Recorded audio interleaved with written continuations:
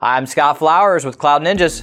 Today we're here to talk about Supermicro AS-1015A-MT. Let's get going.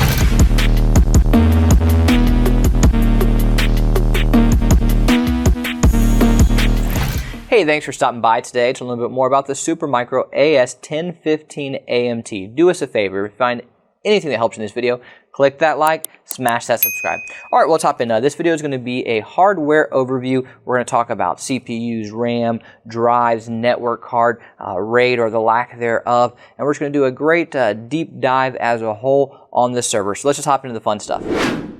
All right, well, if you've seen our videos, you know I always like to start with the CPUs. So there is one CPU inside. It is an AMD AM5 socket. So that means that's Ryzen 7000 series and 9000 series or AMD EPYC 4004 series. So those are going to be the supported procs that you can put inside. Now, based off of that, people say, hey, well, what CPUs do you recommend? Well, really, that kind of depends on, your application, your budget, and what you're looking to accomplish. But this will max out at 16 cores right now.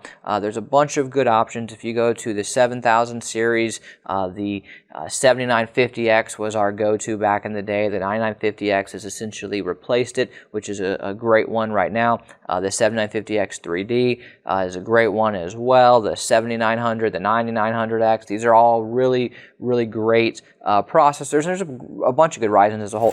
The Ryzen series is one of my favorite product lines out there because if you're looking for a cheap dedicated server that gives you way more performance than it should based off the dollar amount that you're spending, this is the one. This is a winner. The Ryzen as a whole is just a great series. I love the Ryzens and I love the AMD Genoa now Turin line as well. These are two of my favorite product lines from AMD. All right, well, that brings us to memory. So it takes DDR5 memory. There are 4 DIMM slots inside, so it's a little bit of a lower end type of system as a whole. I always like to say that the Ryzen is the little brother to the Genoa being the big brother, or now the Turin being the big brother. But there's 4 DIMM slots inside. It takes a number of different speeds. It goes as low as 4800, 5200, 5600. These are going to be the standard speeds. 4800, 5600 are the main ones that people really use. That's mainly what we build with as well. And it takes a number of different sizes. You can go as low as an 8 gig, a 16 gig, a 32 gig, or all the way up to a 48 gig, which means this will max out at 192 gigabytes. So yes, 192 gigabytes is the max using 4 by 48 gig. And there's 2 types of RAM. You can use ECC unbuffered or non-ECC unbuffered. Personally, we recommend rolling with ECC unbuffered, but we get it. It's about twice the price as non-ECC, so it depends on what you're looking for. If you're trying to just save money, then roll with non-ECC. If you want the error correcting feature, ECC is the way to go, but those are going to be your options.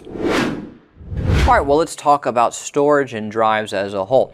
So this box is a little bit unique in that fact that you can see from the front there's no hot swap. It's a smaller, I like to call them the pizza boxes, but it's a smaller pizza style box. There's no hot swap in the front. There is one, for this specific setup, one 3.5 inch cabled in spot for a hard drive. You'll have to screw it in and the cable's already running in there, and you could technically put in a 2.5 inch SSD, 2.5 inch hard drive, or a 3.5 inch hard drive and kind of really do whatever you want there, but there's only one spot for it. What you're really going to want to use is the 2 M.2s. The 2 M.2s are PCIe 5.0, so that's really kind of what you're going to want to use in this box is the M.2s by far, but you can still use the M.2s and then throw in a storage drive to the side, so that's something that you can do. And I should mention there's 2 options for this. Again, this one is the single 3.5 inch cabled in drive, but there is also a cabled in 4 by 2.5 inch. Essentially, there's kind of 2 cages on top,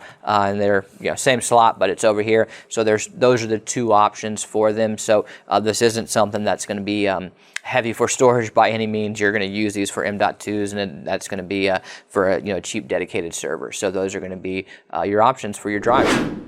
All right, so let's dig a little deeper on the drive. So you can use a number of different interfaces. SAS is not supported. You need a RAID card with SAS, and this is just not set up for SAS. You're going to use a SATA solid-state drive or a SATA hard drive when you're talking about the cabled-in slot. The max that you're going to get for the SATA solid-state drive is 7.68 terabytes, whereas with a large form factor 3.5-inch SATA hard drive, you can get all the way up to 24 terabytes. So that would be nice from a storage standpoint. And then you can get 6 gigabit per second for the speed for your SATA SSD, where the SATA hard drive is going to get 7.2K revolutions per minute. Because keep in mind, it is a spinning disk and a mechanical device, so it is spinning around 7,200 times per minute, which means over time the ball bearings will eventually wear out. And for that reason alone, not even to talk about the performance boost you get with solid state drives, just from a reliability standpoint, I'm a bigger fan of solid state drive over hard drives by far. And circling back to the two M.2s, because really when we're talking about storage, that's going to be the most important feature as a whole.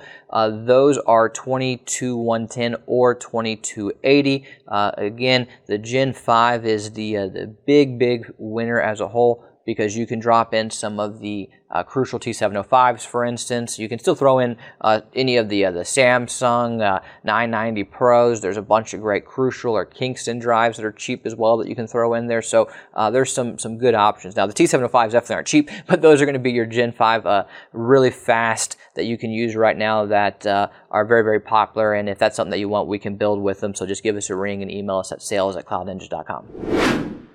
All right, that brings us to RAID, and most of you probably aren't using RAID cards for this box. You most likely are going to want to use the one PCIe slot that's in there to throw in a network card, but you can use RAID, so we will throw a chart up right now that'll compare some of the different options, and there's other cards that'll work as well. These are just some of the approved ones from Supermicro's website, but again, there are other options out there, and hey, if there's something you like, drop a comment down below, let the other users know.